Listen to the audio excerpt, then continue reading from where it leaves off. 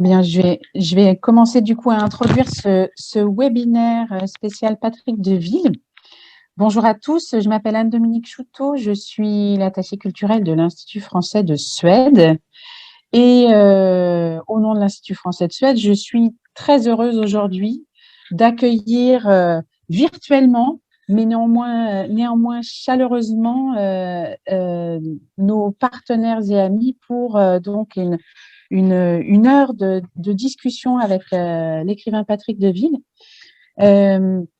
Je vais pas être très longue, je voulais juste profiter de cette introduction pour remercier tout d'abord Françoise Sullet et la Senior Universität avec laquelle nous organisons ce webinaire en partenariat dans le cadre, pour ce qui est de l'Institut français de Suède, du Tour de Suède. Donc un grand merci à toi Françoise qui assurera aussi la modération. Françoise, du coup, je ne sais même pas si c'est la peine de la présenter. Elle est tellement la personne ressource, le pilier essentiel sur lequel nous, en tout cas, on s'appuie énormément pour tout ce qui a trait en fait à la littérature. C'est vraiment une personne incontournable qui est aussi traductrice, qui est enseignante, qui a une longue histoire avec la Suède, donc qui maîtrise parfaitement les deux rives, française et suédoise.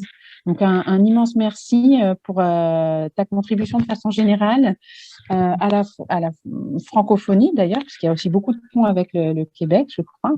Et puis, de façon plus particulière, pour animer ce débat aujourd'hui, je voulais aussi faire un clin d'œil à l'Alliance française de Falun. Je ne sais pas si André est ici, s'il est connecté, mais voilà, l'Alliance française de Falun qui est aussi partenaire sur ce webinaire. Donc, on leur adresse un petit clin d'œil amical.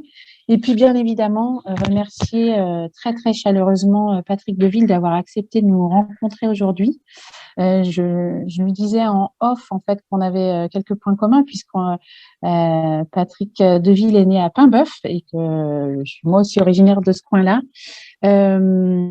Voilà, une quinzaine de romans à son actif, beaucoup de prix littéraires, dont le prix Féminin pour Peste et Choléra, dont le grand prix aussi de littérature de l'Académie française, plus récemment. Et puis aussi, par-delà ça, une vie riche aussi de voyages qui ont nourri l'écriture, à moins que ce soit l'écriture qui nourrisse le voyage, mais a priori, en tout cas, voilà, une littérature inspirée par l'autre et par l'ailleurs, ce qui est aussi des points communs entre nous tous, puisqu'il y a beaucoup, j'imagine, de participants à ce webinaire qui sont expatriés. Donc voilà, on a cette expérience de l'ailleurs qui nous est commun cet après-midi. L'idée, plus globalement, si j'ai bien compris, c'est de retranscrire un peu aussi l'histoire du monde avec ce roman sans fiction qui est aussi une des particularités donc, de votre œuvre qu'on pourra sans doute aborder au cours de ce webinaire. Et puis voilà, je précise pour ceux qui sont en ligne que le webinaire est enregistré, qui sera rediffusé et consultable aussi en ligne sur les réseaux de l'Institut français et de l'Alliance française. Pour ceux qui le souhaitent, vous pouvez sans aucun problème inscrire vos questions dans le chat qui apparaît donc à droite de votre écran. Vous pouvez le faire dans la langue de votre choix. On pourra traduire en direct et poser les questions à Patrick Deville. Voilà, je vous laisse du coup en bonne compagnie. Bien évidemment, je vais suivre moi aussi avec une grande attention ce webinaire. Je pense qu'il sera question de beauté, de temps, d'espace. C'est des thèmes qui nous sont chers à tous. Et puis voilà, j'avoue que moi, c'est un écrivain qui me fascine aussi parce que je trouve qu'il y a un peu de Jack London, il y a un peu de Corto Maltese qui sont aussi des héros de ma jeunesse. Donc voilà. Partons ensemble à la découverte de l'œuvre de Patrick Deville. Je laisse la parole à Françoise et je remercie encore une fois tout le monde d'être avec nous cet après-midi. Merci. Merci Anne-Dominique pour cette belle introduction chaleureuse et merci Patrick Deville d'être avec nous. La dernière fois que nous nous sommes vus, c'était dans un café à Paris et vous étiez arrivé en coup de vent, moi aussi, et vous reveniez d'Inde.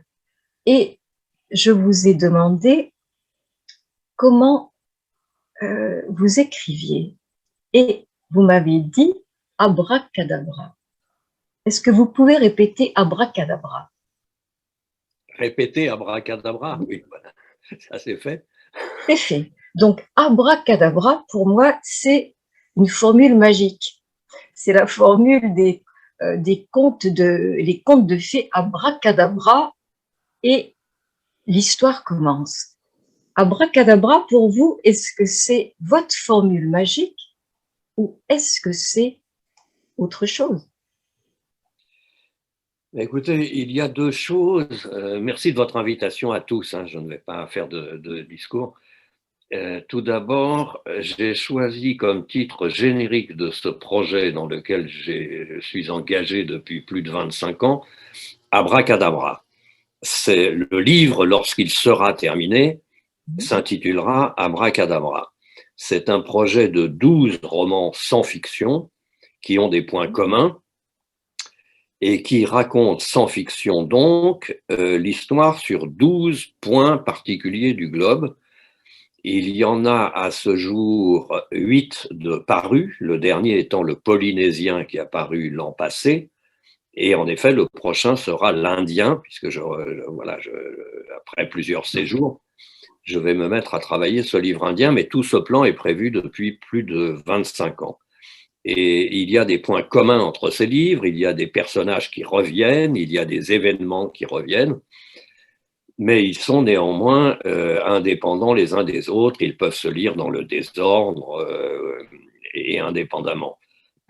Mais ce mot abracadabra vient du premier livre que j'ai lu seul enfant, il y a très longtemps, ça se voit. J'ai grandi dans un hôpital psychiatrique que dirigeait mon père au bord de l'estuaire de la Loire, qui était un ancien lazaret pour marins infectés du cordon sanitaire, créé justement en 1860, parce que tous ces livres commencent en 1860 jusqu'à aujourd'hui. Kampuchea, dont nous allons parler, 1860, c'est l'année de la première découverte par un occidental des temples d'Angkor, Henri Mouot, et je remonte de 1860 jusqu'au présent, jusqu'à nos jours. Alors le présent d'Abracadabra, le présent de Kampuchea, c'est 2010, ça se termine en 2010, le livre a paru en 2011. Mais donc le premier livre que j'ai lu seul enfant et enfermé dans cet hôpital psychiatrique, c'était un livre intitulé Le tapis magique, dans lequel un enfant de mon âge, le petit Michel, disposait chez lui d'un tapis dans sa chambre, un tapis magique, qui était une projection du planisphère Mercator, donc la vision du monde à plat, et il découvrait dans sa chambre qu'en s'asseyant sur un point de ce tapis et en prononçant la formule abracadabra, il se retrouvait dans ce lieu du monde sans quitter sa chambre, ou en tout cas par télétransportation. Et donc, ce livre, évidemment, m'a bouleversé. Et depuis 60 ans, j'écris ce livre, Abracadabra. Je reprends ce tapis volant depuis 60 ans. Mais vous avez dit que votre projet d'écriture, vous l'avez commencé il y a 25 ans? Il y a un peu plus de 25 ans, mais le premier de ces livres, qui est le Centre américain, Pura Vida, sur cette zone de l'Amérique centrale, c'est donc un siècle et demi de l'Amérique centrale, commence le 21 février 1997.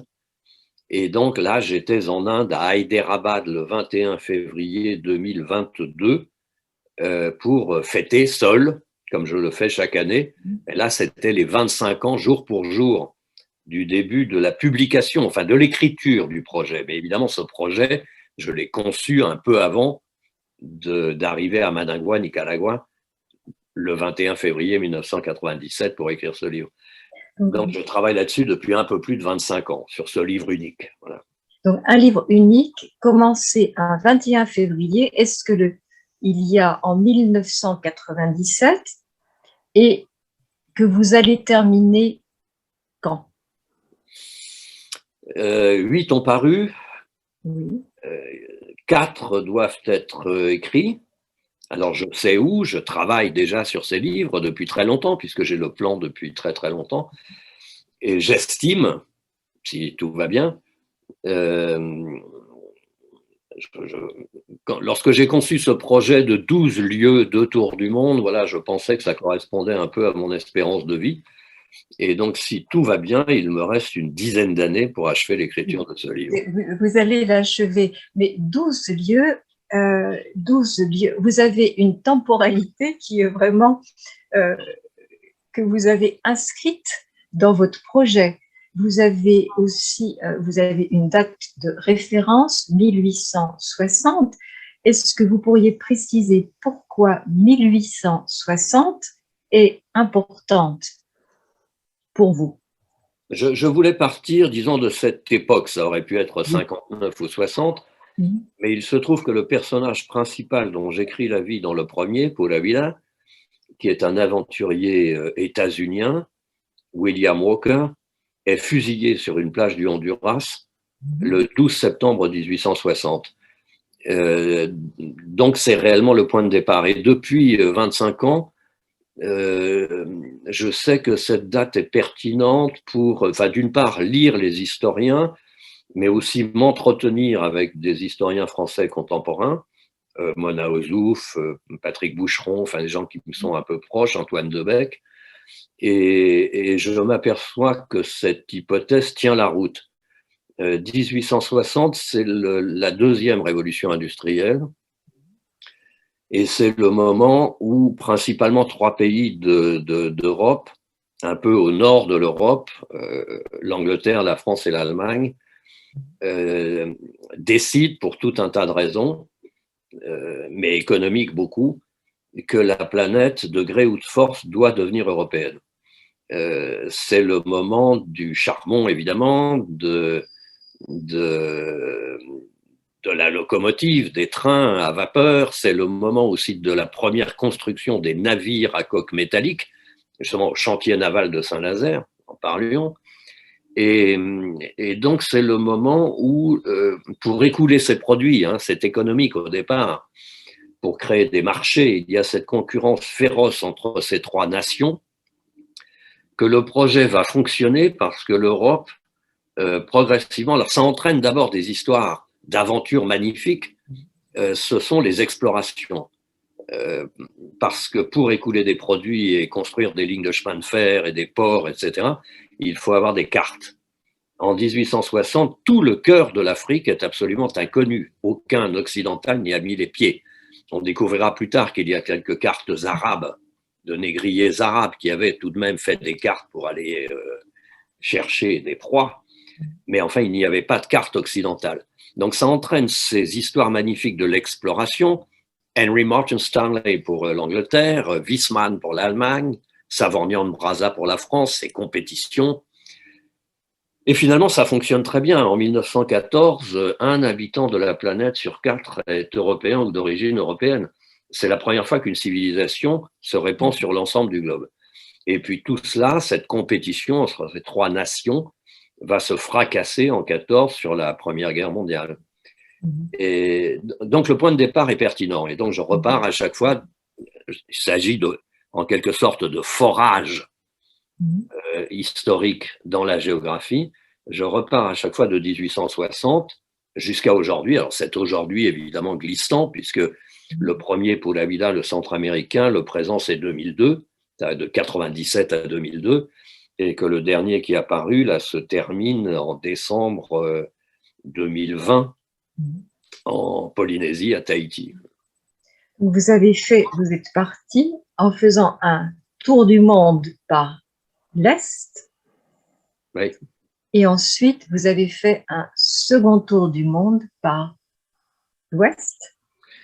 Oui, enfin, mais ce second tour du monde n'est pas achevé. Enfin, le premier tour du monde, eastbound, comme disent les marins, est achevé. J'avais prévu dès le départ que celui du milieu, le 6e, serait le français, Taba Taba, qui est à la fois un tour de la France au volant pendant 2 ans une histoire de la France de 1860 à 2017, mais également un demi-tour, à la fois un demi-tour sur moi-même, puisque je suis français, c'est l'histoire de mon pays, et j'ai travaillé avec des archives familiales dont je disposais, justement des archives familiales depuis le Second Empire français, 1860, jusqu'à maintenant, mais c'était aussi un demi-tour géographique pour ensuite repartir dans l'autre sens.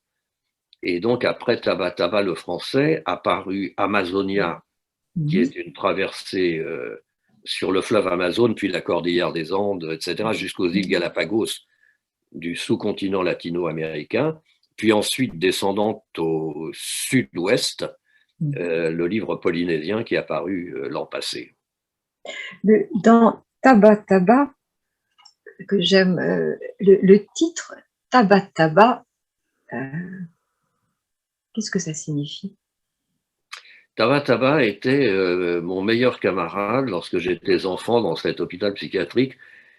Et c'était un malade mental, un adulte, qui n'avait plus à sa disposition que ces 2 syllabes. Et qui, à longueur de journée, annonnait, récitait, psalmodiait un magnifique alexandrin sans les paroles. Taba, taba, taba, taba, taba, taba, taba, taba, taba. Et en plus, c'est le rythme de l'alexandrin français, c'est magnifique, avec la coupure à l'hémistiche, etc.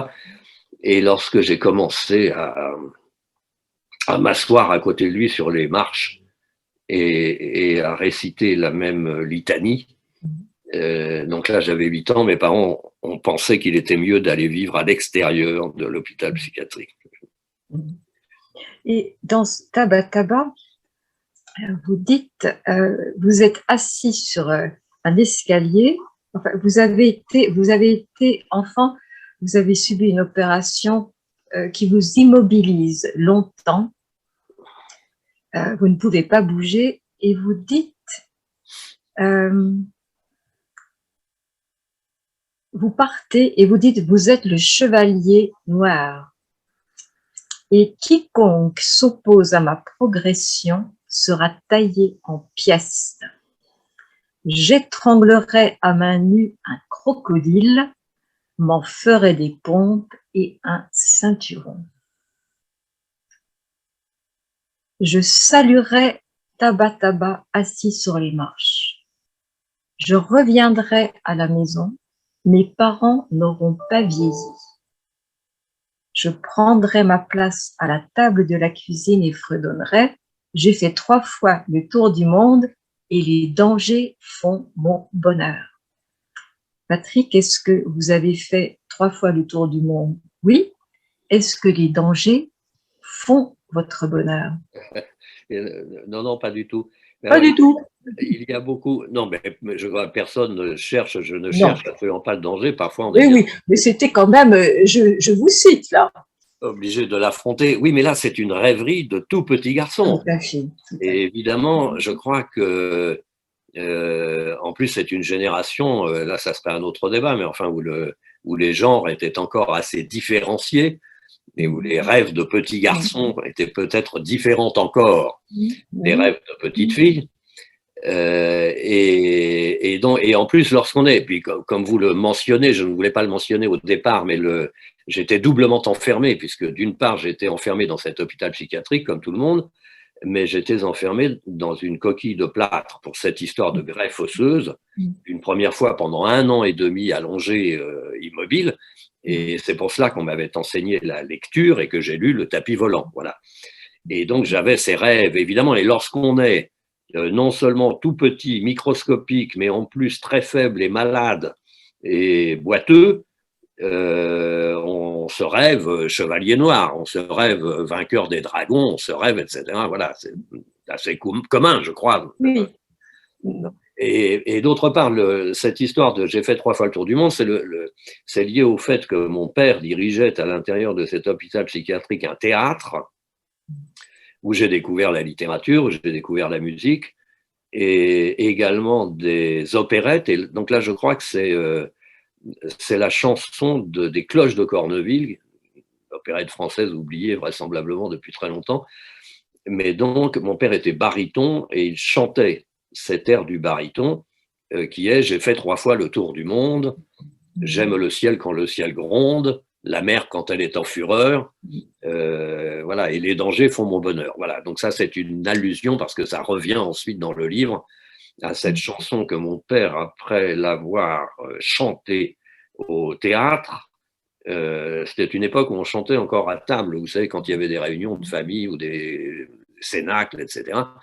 Et donc remettait cet air du baryton. Mon père n'a jamais fait 3 fois le tour du monde, mais enfin voilà, il était très fier de chanter cette chanson. Et dans mon cas, oui, j'ai fait bien plus de 3 fois le tour du monde, mais les dangers ne font pas mon bonheur. Voilà. Mais vous parlez à votre public est un public de lecteurs, le public qui vous écoute, et vous avez aussi peut-être des futurs auteurs. Comment êtes-vous devenu écrivain? C'est une décision qui date de cette époque. Donc, c'est une décision d'enfant, absolument. Décision d'enfant qui À peu près comme tous les enfants, je trouvais que la vie des adultes était inintéressante. Oui. Et donc, je me demandais ce qu'il pouvait bien y avoir d'intéressant à faire. Et il y avait écrire des livres et voir le monde, quoi. Enfin, Et comment, alors, deuxième question, parce que cette question de devenir écrivain, c'est aussi beaucoup de travail. Comment avez-vous travaillé pour devenir écrivain? Est-ce que vous avez des conseils aux futurs écrivains? le seul conseil, ce serait qu'ils arrêtent. Qu'ils arrêtent. Ce n'est pas un conseil. C'est pas un conseil. Est-ce que vous écrivez, vous réécrivez? Est-ce que vous avez des carnets? Vous écrivez à l'ordinateur? Comment est-ce que vous faites? Non, mais ça, peu importe, c'est la cuisine. Mais oui, mais la cuisine a besoin d'épices. La seule chose qu'on peut dire, c'est que ce qu'il y a de magnifique dans la littérature, c'est qu'elle ne s'enseigne pas. Enfin, contrairement à toutes ces histoires de creative writing, etc., c'est un domaine où il n'y a besoin de rien, pas de financement, un cahier, un stylo, absolument tout le monde peut faire ça, et que l'important, c'est de devenir lecteur. L'œuvre de toute une vie, c'est d'être lecteur, c'est de progresser dans cette capacité de lire la littérature. Et apprendre à lire la littérature, c'est le travail de toute une vie. Et apprendre à écrire des livres, c'est la même chose. On ne peut pas écrire si on n'a pas lu et si on ne lit pas. Et donc, c'est une activité dans laquelle, ça aussi peut-être, c'est un conseil, on ne peut pas s'impliquer à moitié. C'est toute la vie. Si on choisit cela, il faut savoir que c'est toute la vie. La lecture et l'écriture, que ça veut dire qu'il faut choisir. Enfin, on ne peut pas mener une vie sociale, on ne peut pas mener une vie familiale, on ne peut pas mener, voilà, enfin, en tout cas, je ne le pense pas. On ne peut pas faire autre chose. Enfin, voilà, il faut prendre le risque de se jeter là-dedans. Et donc, j'avais commencé à écrire enfant, à l'époque du théâtre. Le premier texte que j'ai écrit, c'est Les Travailleurs de la mer. Parce que mon père le mettait en scène, et je pensais, enfin, une adaptation de Travailleurs de la mer pour le théâtre. De Victor Hugo. Voilà, mais moi je ne savais pas qui était Victor Hugo, et je ne savais pas qu'il était connu en dehors de notre hôpital. Et je pensais que ce Victor Hugo était bien léger de confier ce texte, cette histoire magnifique à mon père, pour juste quelques représentations devant un public de malades mentaux que vous imaginez assez inattentifs et exubérants. Et donc, j'ai voulu sauver de l'oubli ce texte en l'écrivant. Je l'ai écrit, alors c'est égaré ça, parce que non seulement je l'avais écrit, mais j'avais façonné un livre, j'avais découpé une couverture que je revois très bien en carton bleu cousu de fil rouge. Bon, ça a disparu, et je ne sais pas comment je pouvais, à 7 ans, 8 ans, raconter cette histoire magnifique des Travailleurs de la mer en 2 pages, voilà. Mais donc ça, c'était réellement mon premier essai. Ensuite, j'ai entrepris d'écrire une encyclopédie du savoir mondial, dans des cahiers Charlemagne, etc. Et ceux-là, je les ai toujours. Mais ensuite, rien, parce que la décision était inébranlable. Je voulais devenir écrivain, et donc, voilà, pas ensuite de tentative de poèmes d'adolescents, etc. Je savais que je m'y mettrais lorsque j'aurais le temps et la possibilité de travailler très sérieusement et de ne faire que ça. Et alors là, je ne pas je pense à Anne-Dominique qui nous écoute, mais donc j'ai attendu en effet d'être dans une ambassade microscopique où je n'avais pas grand-chose à faire, mais où j'avais un bureau, la climatisation et une bibliothèque à ma disposition. Et là, après avoir expédié en quelques minutes journalières les affaires courantes de ce service culturel, je me suis mis réellement à travailler, à faire des exercices pendant 6 ans avant de me lancer dans l'écriture de ce qu'on appelait un manuscrit. Je n'ai pas commencé tout de suite à écrire un livre. Ça aussi, c'est un conseil à donner. Enfin, généralement, quand on ne sait rien faire, on veut essayer de tout faire en même temps, de jouer l'homme orchestre, vous savez, avec les cymbales sur la tête, le tambour dans le dos, etc. Et donc, si on n'est pas capable déjà, enfin, si on n'a pas travaillé la capacité d'écrire un paysage, de présenter un personnage, ensuite de le mettre en action, enfin voilà tout ce qu'il faut faire pour écrire un livre, qui sont des exercices très différents les uns des autres. Donc je savais que ça allait prendre du temps, et pendant 6 ans, profitant de ces sinécures, pendant 6 ans, j'ai fait des exercices. Voilà. Et maintenant, vous continuez à apprendre, vous continuez à écrire, et je vois que les questions alors en suédois on dit le chat, ça n'a rien à voir avec l'animal, mais le chat c'est le clavardage où les questions du public entrent, n'est-ce pas Anne-Dominique? Est-ce que tu veux et puis voilà. Je vais laisser peut-être la parole à Clément, si tu veux pouvoir retracer les questions qui sont posées. La première, en tout cas, que moi je me pose aussi, c'était sur est-ce que quand vous avez commencé ce projet Abracadabra il y a 25 ans, est-ce que vous aviez déjà une idée des pays auxquels vous consacreriez les livres à venir? Est-ce que vous aviez déjà, quelle est la part du planifié, du prévu, et quelle est la part de l'imprévu qui peut émerger des voyages, des rencontres dans votre écriture? Oui, alors avant de répondre à ça, j'ai tout de même une petite parenthèse. Avant de concevoir ce projet et d'y travailler, j'ai écrit et publié 5 romans aux éditions de Minuit, qui étaient des romans de fiction, qui étaient les éditions de Minuit, pour les Suédois qui ne connaîtraient pas cette magnifique petite maison d'édition, c'est là qu'étaient pour moi les grands-parents, Samuel Beckett, Marguerite Duras, Toussaint. Non, je parle des grands-parents. Oui, okay. Nous avons le même âge. Non, mais moi, je suis allé, comme Jean-Philippe Toussaint, vers ces éditions de Minuit. Ça aussi, c'est un conseil.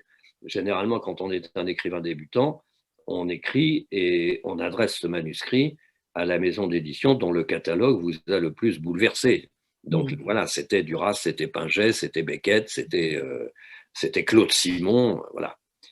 Et donc j'ai édité là jusqu'à l'an 2000 5 romans, disons de fiction expérimentale, post-nouveau roman de la fin du XXe siècle. Voilà. Mais pendant ça, je cherchais pendant des années une forme nouvelle, inédite, qui surtout me permit, parce que c'est cela, Abracadabra, de jouer de tous les genres littéraires possibles. D'un chapitre à l'autre, je peux changer de genre littéraire. Et pour répondre à la question, oui, il fallait que je trouve un éditeur qui suive. Ça n'était pas concevable, pour tout un tas de raisons, de faire ça aux éditions de Minuit.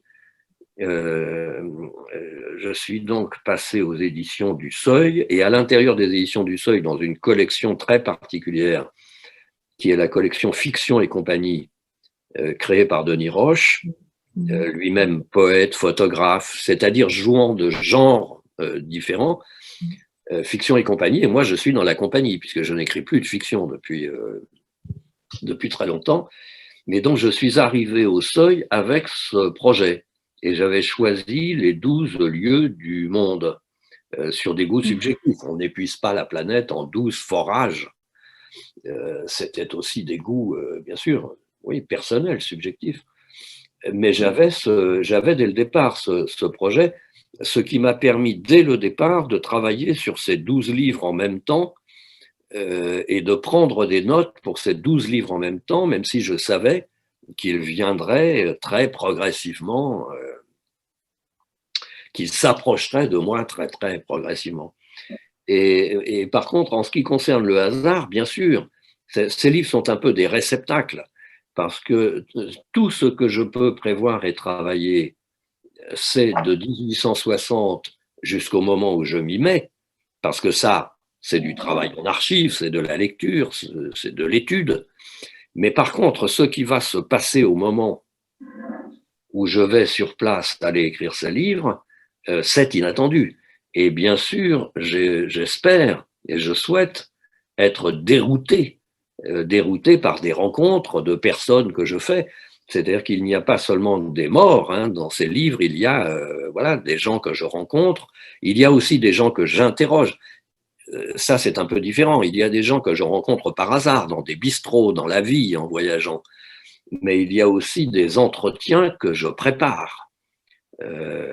Dans Kampuchea, il y a le père Poncho qui a traduit la Bible en khmer, qui était au Cambodge depuis 1965, qui a une vie lui-même très romanesque. Et donc, évidemment, j'ai sollicité, après l'avoir lu, un entretien avec le père Poncho. Quand il a été question de déterrer Savorgnan de Brazza à Alger pour la 3e fois depuis sa mort, j'ai pris contact et j'ai demandé audience à l'archevêque d'Alger. Voilà, pour chacun de ces livres, il y a, quand j'ai écrit Viva au Mexique, je voulais entrer en contact avec le petit-fils de Trotsky, Sieva, qui avait pris une balle pendant le premier attentat contre son grand-père à Coyoacán.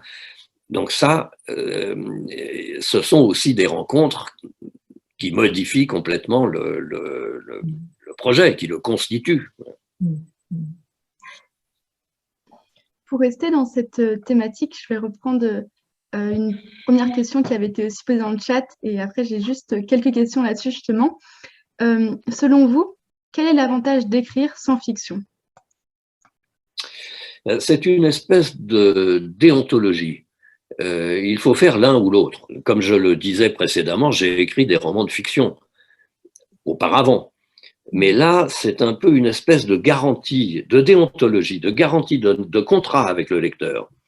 Je n'aime pas trop c'est un peu comme les films en costume, quoi. Ces romans dans lesquels on part de faits réels, mais on invente, etc. Donc ça, je m'y refuse complètement. C'est un engagement auprès du lecteur. Il n'y a pas à distinguer ce qui est vrai et ce qui est faux. Tous les personnages, tous les événements, toutes les dates sont vérifiables. Je ne décris jamais un lieu que je n'ai pas vu moi-même et où je ne suis pas allé. Et par exemple, je serais absolument incapable d'écrire virgule, pensa-t-il. Il n'y a jamais cela dans mes livres, parce qu'on ne peut pas savoir ce que quelqu'un pense. Voilà. Donc lorsqu'il y a des phrases entre guillemets, que ce soit de grands morts ou que ce soit de contemporains, je parlais de ces entretiens, toutes ces phrases, je ne peux pas écrire entre guillemets une phrase et l'attribuer à quelqu'un si je n'ai pas la preuve qu'il l'a écrite ou prononcée. Voilà, c'est ça le fait que ce soit sans fiction. Et donc sans fiction, ça ne veut pas dire sans invention, mais l'invention, elle vient uniquement de la littérature, de la façon, de la manière de lier toutes ces histoires et de les construire. C'est super intéressant puisque d'une certaine manière, vos écrits sont assez... Enfin, vous parlez que de sujets très forts, d'aller dans des pays où il y a eu des révolutions, des bouleversements politiques, économiques, Et justement, même ce travail un peu journalistique, on pourrait presque dire d'essayer en tout cas de faire ressortir les faits, de dire la vérité. Enfin, ça paraît assez militantiste. Je ne sais pas si vous pouviez vous identifier vous-même en tant que militant ou en tout cas un peu essayer de dénoncer ces histoires, ce passé et même le passé de la France dans certains lieux. Est-ce que vous avez un petit peu cet esprit, entre guillemets, de votre côté ou en tout cas qui vous guide et qui vous inspire Non, non, pas du tout. Pas du tout. Sinon, j'écrirais des essais, ou j'écrirais des pamphlets, ou j'écrirais de l'histoire, ou j'écrirais des livres scientifiques, historiques. La seule revendication, c'est celle de la littérature. C'est de ce que peut la littérature. À côté de ça, il y a des historiens, il y a des journalistes, oui, il y avait eu, dans la première présentation de cette rencontre, il y avait eu ce mot de grand reporter. Et donc, lorsque j'ai vu François Sulé, je lui ai demandé d'enlever cela. Je ne suis ni petit ni grand reporter. Je ne suis pas reporter. Et au contraire, justement, je m'interdis absolument d'écrire le moindre papier. Alors évidemment, en Amérique centrale, j'ai travaillé pendant 6 ans. C'est petit, enfin, c'est 7 pays d'Amérique centrale. Et un peu partout où je vais, souvent, j'entre en contact avec les correspondants de l'AFP, l'agence France-Presse, qui la plupart du temps sont des gens sympathiques, donc des journalistes, et qui connaissent bien le milieu. Ils sont là en poste, etc. Donc je parle avec eux, etc. Et effectivement, quand on passe 6 ans en Amérique centrale, ou 10 ans au Mexique, ou pour le procès des Khmers rouges à Phnom Penh, je retrouvais régulièrement les journalistes internationaux se retrouvaient au bar d'un hôtel et parfois je participais à ces rencontres. Donc j'avais tout ce qu'il fallait pour écrire des papiers, comme on dit, des articles. Je me le suis toujours absolument interdit parce que la littérature est autre chose. Chacun son activité. Donc, je ne suis militant de rien. À côté de cela, je suis citoyen. Oui. Et c'est autre chose. Voilà. Civique, le devoir civique. Voilà. Mais la littérature est autre chose. La littérature est bien plus que cela. On doit mener les deux lorsqu'on est écrivain. Mais vous savez, par exemple, j'aime beaucoup cette anecdote qui est rapportée par André Malraux dans les Anti-Mémoires, où il voit André Gide, qui vient de recevoir un Dreyfusard enflammé, à l'époque de l'affaire Dreyfus. Alors là, il faudrait peut-être des notes en bas de page en Suède, mais à l'époque de l'affaire Dreyfus, qui a déchiré la France, mais Gide était lui-même Dreyfusard. Et il reçoit un type qui vient totalement enflammé, et donc qui prêche un converti, c'est totalement inutile. Et après son départ, Gide aurait dit à Malraux, parce que tout ce qu'écrit Malraux, vous le savez, c'est autre chose, cette question de la fiction ou pas, mais Gide lui aurait dit ce type m'a épouvanté, j'ai cru qu'il plaçait quelque chose au-dessus de la littérature. Voilà. Et ça n'est pas pour autant que Gide ne s'intéressait pas à l'affaire Dreyfus, il était lui aussi Dreyfusard. Mais il y a autre chose qui est l'art, qui est la musique, qui est la peinture, qui est la littérature, et qui est bien au-delà de tout ce pourquoi on peut militer. Ce pourquoi je milite, c'est la littérature. Voilà. On va reprendre la question de Jennifer dans le chat, qui vous demande qui sont vos lecteurs préférés et qui peut lire vos romans. Mes lecteurs préférés. C'est ça. Mes lecteurs préférés. Lecteurs. Écoutez, mes lecteurs préférés, je suis très heureux d'en rencontrer régulièrement. Mais alors, je n'ai pas de préférence parmi mes lecteurs. Ces livres sont en vente libre, qu'ils soient lus par le plus de lecteurs possible. Peut-être que la question était aussi, souvent quand on écrit un texte, vous avez un lecteur, disons une personne en qui vous avez confiance, qui vous donne une critique. Donc, moi je n'ai pas cela, mais par contre, non, j'ai écrit un petit livre figuré dans la bibliographie qui est un livre très très court, alors j'ai donné un titre très très long. Oui.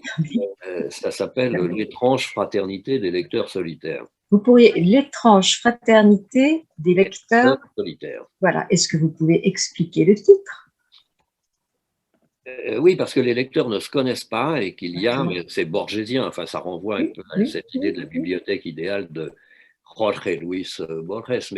Mais donc dans ces petits textes, j'aborde cette question du lecteur idéal, de ce que le critique universitaire Gérard Genette, dans les années 70, appelait le lecteur idéal. C'est-à-dire qu'il faisait la distinction entre le lecteur réel étant celui qui lit le livre, le lecteur virtuel étant celui qui éventuellement le lira,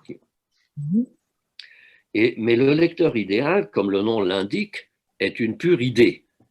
Et donc, même si on n'écrit pas de fiction, ce qui est mon cas, on a en tête un lecteur idéal, qui n'est pas quelqu'un, alors qui peut être, enfin dans mon cas, ce sont 5 ou 6 personnes extrêmement différentes, qui existent réellement, que je connais, mais auxquelles je ne donne évidemment jamais rien à lire avant l'éditeur.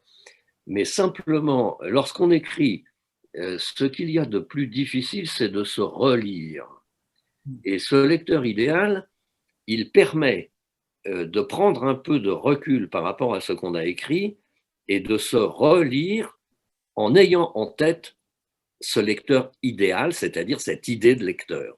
Et ce sont des lecteurs très, très différents. J'en donne quelques-uns dans ce petit livre, y compris un très vieil homme qui malheureusement est mort depuis, mais qui était donc déjà très octogénaire lorsque j'écris ce texte, qui est un type de la terre, qui a été ouvrier d'usine et paysan, qui a arrêté sa scolarité à l'âge de 13 ans pendant la guerre, ce qui était assez fréquent quand on était en ferme et en plus au milieu de la guerre en France, qui ensuite s'est cultivé réellement sur le tas grâce au syndicalisme, à la bibliothèque de l'usine, etc., etc., et qui m'a apporté beaucoup, mais je crois que nous nous sommes apportés beaucoup réciproquement, avec ces différences immenses qu'il y avait entre nous, et qui était un lecteur très assidu de mes livres, mais évidemment, alors il était quelque part dans mon cerveau lorsque j'écrivais, en tout cas jusqu'à sa mort. Le seul qu'il n'ait pas lu, c'est le dernier, Fénois le Polynésien, mais tous les autres, voilà, il faisait partie des 4 ou 5 personnages réels que j'ai dans le cerveau lorsque je me relis. On va passer à la prochaine question. Anne-Dominique, peut-être que tu veux poser directement ta question à l'oral ou je la pose si tu veux. Je ne sais pas si vous m'entendez. Non, il faut ôter le... Là, voilà. Vous m'entendez? Oui. Ok. Je me demandais en fait si votre rôle à la tête de la Maison des écrivains étrangers et traducteurs à Saint-Nazaire, dans les rencontres qu'elle peut provoquer, peut nourrir aussi votre inspiration. Et comment vous l'envisagez, ce rôle-là aussi? Ah oui, non, c'est plus que nourrir cette inspiration. Depuis donc, plus de 25 ans, ces 2 activités dans ma vie sont inextricablement liées. Parce que dans tous ces livres, il y a les grands morts de la bibliothèque, mais il y a aussi les écrivains vivants. L'une de mes premières activités, si on prend le Mexicain Viva, alors il y a Juan Rulfo, l'immense écrivain, et que malheureusement je n'ai pas connu, qui est mort bien avant, mais il y a dans ce livre beaucoup d'écrivains vivants que j'ai lus. J'ai séjourné au Mexique pendant 10 ans, aussi parce que ça me plaisait, mais toujours dans le même appartement, 1 ou 2 fois par an, dans la Condesa à Mexico, etc. C'était une vie parallèle. Et donc, parmi ces écrivains contemporains que j'ai lus, ensuite j'ai souhaité les rencontrer, je me suis entretenu avec eux. Et cette activité à Saint-Nazaire, où en permanence j'invite en résidence et j'édite d'abord des panoramas littéraires de à peu près 10 écrivains pour chaque littérature, à un moment T de l'histoire de cette littérature, évidemment, mais des contemporains. c'est une activité totalement, totalement liée. Je lis ces écrivains, je les rencontre, et puis ensuite, voilà, pour beaucoup, je les invite en France, ils viennent en résidence à Saint-Nazaire, je les édite. C'est aussi un travail de découverte. Il y a des écrivains qui sont édités là pour la première fois en bilingue et qui ensuite sont repérés par des maisons d'édition françaises commerciales. La dernière en date étant la somalienne Ouba Christina Ali Farah, dont j'ai édité un recueil de nouvelles en bilingue et qui maintenant va être traduite et éditée chez un grand éditeur, le guatémaltèque Eduardo Halfon, qui maintenant est à la table ronde. Donc ce sont oui, tout cela dans ma vie est absolument lié. Enfin, c'est une activité absolument unique parce qu'en plus, mais justement, s'agissant de Kampuchea, puisqu'il était question principalement de ce livre, comme je l'écris dans le roman, il y avait à peu près 400 écrivains cambodgiens à l'arrivée des Khmers rouges. Il y a eu 4 survivants, dont l'un était en Suède d'ailleurs, et puis il y en avait un, alors c'est très romanesque, qui avait disparu de la situation, de la circulation, Sot Pauline, et que j'ai. Ça aussi, c'est tellement romanesque, mais il est beaucoup dans. Enfin, je le mentionne, je le cite dans Kampuchea, Sot Pauline. Mais donc, il avait été, ce roman, L'anarchiste, avait été publié par la Table Ronde dans les années 70. Et ensuite, totalement disparu de la situation. J'ai contacté la maison d'édition en France, donc, et je leur ai demandé, Alice Déon m'a donné tout ce qu'ils avaient en archive, c'est-à-dire quelques nouvelles inédites, etc.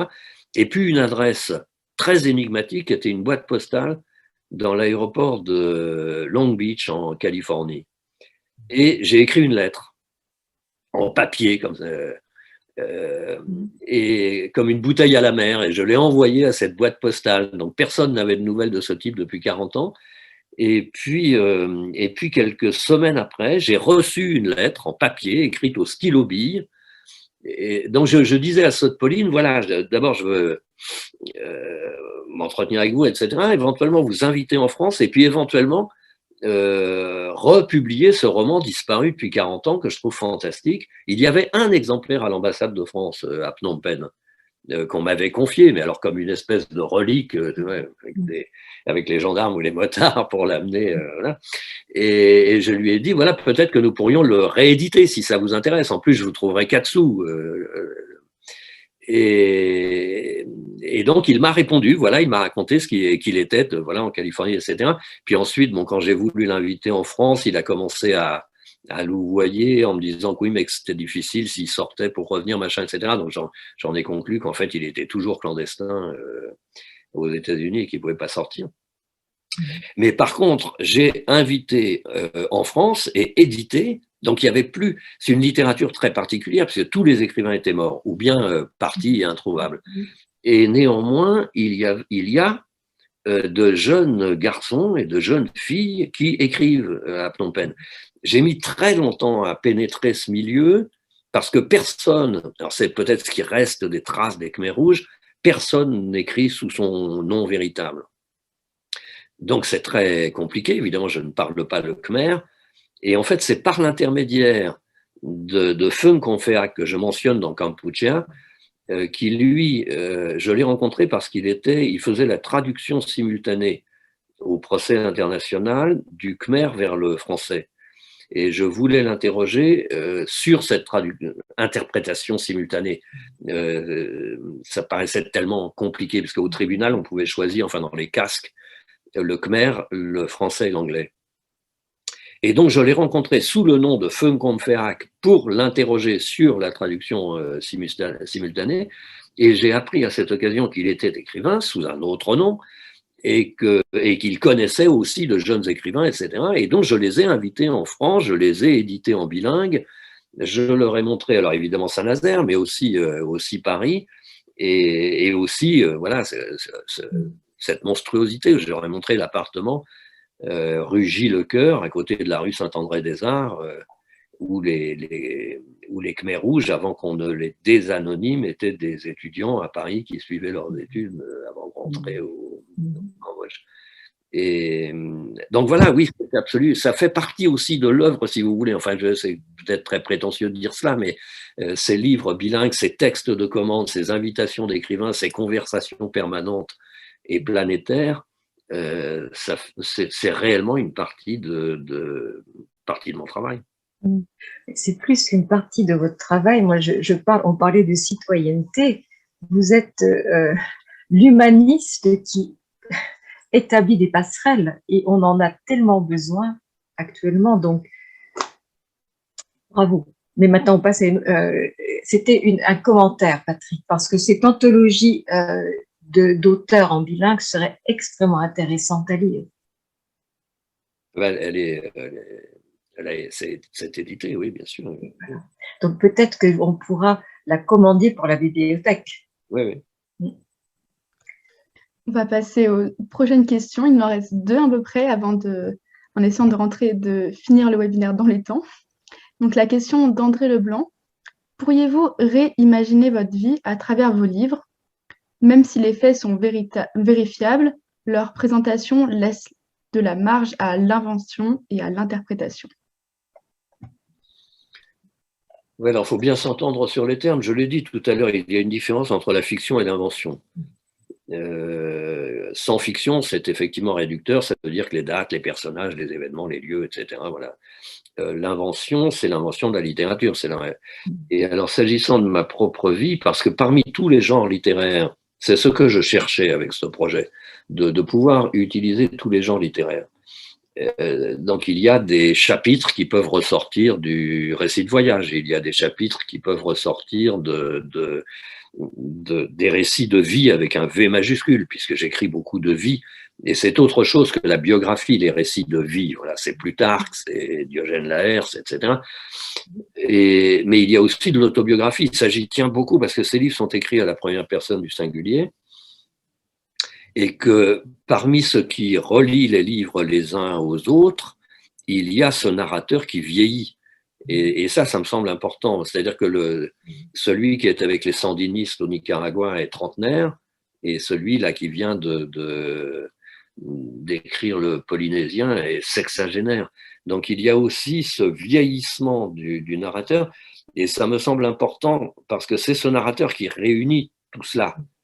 Parce que c'est ce narrateur qui a rencontré Monseigneur Tessier, l'archevêque d'Alger, qui a suivi le procès des Khmers rouges, qui est avec le petit-fils de Trotsky à Mexico, qui traverse l'Afrique à la hauteur de l'Équateur. Donc, ça n'est pas à proprement parler de l'autobiographie. Enfin, si, Taba, le français est beaucoup plus autobiographique, évidemment, puisque je repars de mon enfance, etc. Mais enfin, ça fait partie de ces livres. Ouais.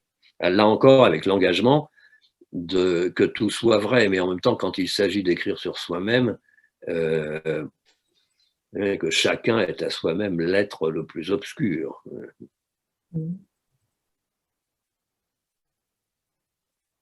Alors, la dernière question dans le chat ici. Comment avez-vous choisi les sujets, pays, pour écrire, s'intéresser à ces pays? Est-ce qu'il y a un lien à la culture, histoire française? Pas toujours, pas toujours. J'ai choisi d'abord les 12 lieux.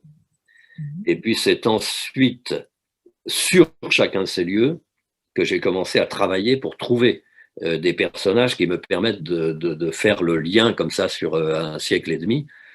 Alors, il y en a où la France est c'est le cas de Kampuchea, parce que l'histoire entre le Cambodge et la France, c'est aussi ce que je voulais voir et comprendre et montrer dans Kampuchea, c'est cette monstrueuse ligne directe entre la découverte des temples d'Angkor par Henri Mouhot en 1860 jusqu'au procès des Khmers rouges, puisque justement les Khmers rouges étaient des étudiants à la Sorbonne, ou étaient des Parisiens, justement c'est le procès numéro 2 des Khmers rouges, c'est le procès des Parisiens.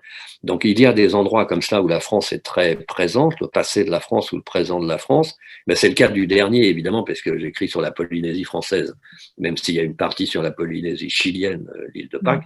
Mais il y a des endroits où non, puisque justement L'Amérique centrale, la France n'a jamais, il n'y a jamais eu historiquement de lien très très fort. Pour écrire un siècle et demi du du Mexique, j'ai choisi deux personnages principaux qui ne sont pas mexicains, l'écrivain britannique Malcolm Lowry et Lev Davidovich Bronstein dit Trotsky. Et donc pour l'Indien, là, de la même façon, c'est pas non plus des histoires françaises. Je suis pas omnibulé par. Patrick, est-ce que vous accepteriez de lire un extrait de Kampuchea, s'il vous plaît? Oui, alors. Toute lecture est une lecture à haute voix. Je n'ai pas trouvé d'exemplaire original de Kampuchea chez moi à Paris. Donc c'est ce volume. Les trois premiers avaient été rassemblés en un volume, les trois premiers chronologiques, Pula Vida, Equatoria et Kampuchea, c'est-à-dire l'Amérique, l'Afrique et l'Asie. Voilà, c'était les trois premiers du cycle. Donc, mais écoutez, si on a le temps, j'ai choisi une page et demie. Oui. C'est un chapitre qui est intitulé La mort de Mouo, justement. Mouo découvre les temples d'Angkor en 1860 et ensuite il disparaît. On n'a aucune nouvelle et on découvrira qu'il est mort dans la forêt au Laos des années plus tard. Nous embarquons vers l'amont, au-delà de l'embouchure de la Nam Khan puis de la Nam U, sur une pirogue à moteur inboard et coque métallique, basse sur l'eau verte, pointue de la proue, couverte d'un taux de toile blanche. Des enfants plongent ou pêchent depuis les tables de grès jaune qui affleurent. Au dévers d'une dune de sable blanc, des femmes descendent vers la rive, la soie émeraude sur leur corps rendue plus étroite par le vernis de l'eau, comme à elles comme une peau. Les baigneuses pudiques sont des nudités qui sortent du fleuve laquées et scintillantes, aux pas lourds de statues remontant vers la grève. À cette saison des basses eaux, on cultive sur le Mékong les bancs d'alluvions au milieu du lot, légumes et fleurs mauves du curcuma, des jardiniers promènent des arrosoirs en fer, odeur de bois brûlé, fumée légère, hachure des montagnes bleues à l'horizon, comme si tout cela déjà voulait ressembler à un dessin chinois. Loin des moiteurs grisâtres du delta, dans la lumière dorée des soirs, les explorateurs font une longue halte auprès du roi de Luang Prabang. Ils profitent du merveilleux équilibre du climat, entre la chaleur assommante de Saigon et les neiges qui les attendent au Yunnan. Garnier continue de remplir ses cahiers. Notre botaniste retrouva pour la première fois des pêchers, des pruniers, des lauriers roses. Nous entrions dans une zone plus tempérée où les fruits et les arbustes de l'Asie centrale peuvent croître et se développer. Pense-t-il un instant qu'ils pourraient ici déserter, arrêter leur progression? Garnier et Lagrée enquêtent sur la mort de Mouo 7 ans plus tôt. On leur indique un lieu au bord de la rivière. Ils élèvent là un monument, rendent les honneurs. Aucun voyageur n'est allé au-delà de ce point, dont ils font leur kilomètre zéro. Ils préparent leur départ pour la Chine, allègent leurs bagages afin de poursuivre l'expédition par voie de terre. Nous fîmes un second lot de hardes, de munitions et d'objets d'échange qui devaient rester à Luang Prabang et devenir la propriété du roi, si au bout d'1 an, nous n'étions pas revenus dans cette ville. Ils ne reviendront jamais. En rêve, sans doute. Ils se souviendront qu'existe quelque part le paradis de Luang Prabang. Partout dans le monde, les survivants éparpillés, à la tombée du jour, chaque soir, ceux-là qui ont connu Luang Prabang répéteront à voix basse le nom de la ville, sauront que d'autres sont ce soir à Luang Prabang, voient les forêts sur les collines bleues qui se couvrent de brume, se teintent de rose, pendant que le fleuve et les pagodes s'embrasent, se vêtent d'or et de pourpre, de vert bronze, que d'autres voient les pirogues comme des phasmes au milieu de leurs vagues d'étraves. Ils se souviendront à l'aube du chant des coqs encagés dans les grandes nacelles de bambou. Merci. Vous savez très bien lire. Vous avez, et vous nous avez fait voyager. Je pense qu'il faudra que vous veniez faire un voyage dans le pays des Vikings. Oui, absolument. Absolument. Un grand merci pour votre générosité et votre disponibilité. Eh bien, merci de votre invitation à tous, à toutes, puisque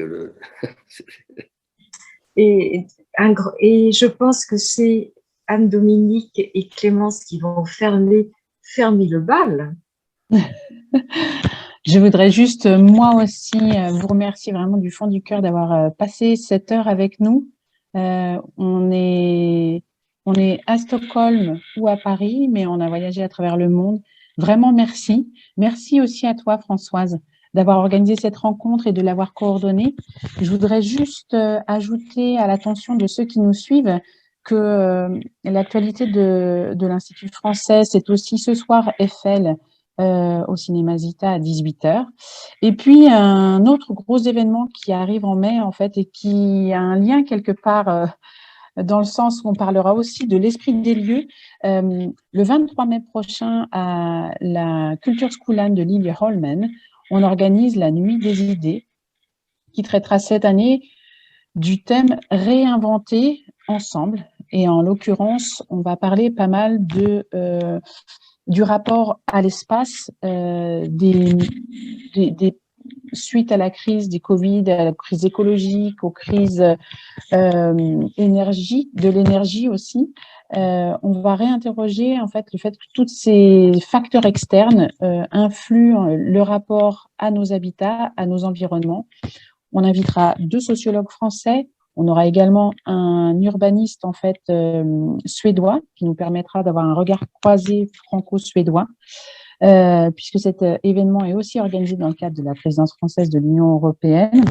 Et il y aura aussi une projection d'un documentaire assez atypique, vraiment intéressant, qui s'appelle Douce France et qui traite d'un méga complexe de loisirs qui avait été un temps envisagé par les urbanistes de Gonesse, dans le Val d'Oise. Et on suit ce projet à travers les yeux d'une classe d'adolescents qui s'interrogent aussi sur qu'est-ce que ça veut dire que ce genre de projet dans le rapport à nos vies en tant que citoyens, là aussi. Voilà, donc c'est le 23 mai à 18h30, c'est gratuit sur réservation. N'hésitez pas, si vous voulez plus d'informations, à nous contacter. Merci encore à tous. À bientôt, j'espère, Patrick Deville, à Stockholm, à Paris ou à Saint-Nazaire. Et bonne soirée et bonne fin de journée à tous. Au revoir. Merci. Merci beaucoup, au revoir. Au revoir.